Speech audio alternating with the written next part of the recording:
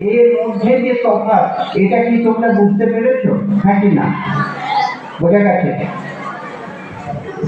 তাহলে thalassaemia career করতে গেলে আমি ক্যারিয়ার, আমাকে রক্ত দিতে হয় না, রক্ত আমার তৈরি হয়। তাহলে যে পেশেন্ট, সেটা আমার বাচ্চা হচ্ছে থ্যালাসেমিয়া পেশেন্ট, যাকে রক্ত দিয়ে দিয়ে বাঁচিয়ে রাখতে হয়।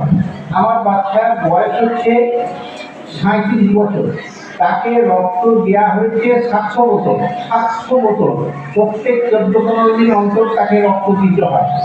সেই রক্ত পেয়ে 37 বছর সে বেঁচে আছে। কিন্তু যারা ক্যারিয়ার, তারা কিন্তু রক্তের চাহিদা নেই, তাদের রক্ত তৈরি হয়, তাদের সমস্যা হচ্ছে তাদের ভালো সন্তান তৈরি হয়।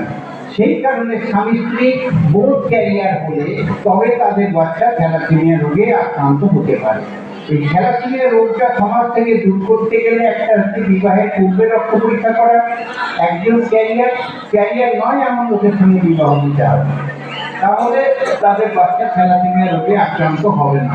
বিবাহের পর যদি দেখা যায় রক্ত পরীক্ষা করে স্বামী স্ত্রী উভয়ে ক্যারিয়ার, তবে দেখা যাবে বাচ্চা গর্ভস্থ অবস্থায় ডাক্তারবাবু তার রক্ত পরীক্ষা এবং ওই গর্ভস্থ শিশুর রক্ত পরীক্ষার জন্য পরামর্শ লিখবে।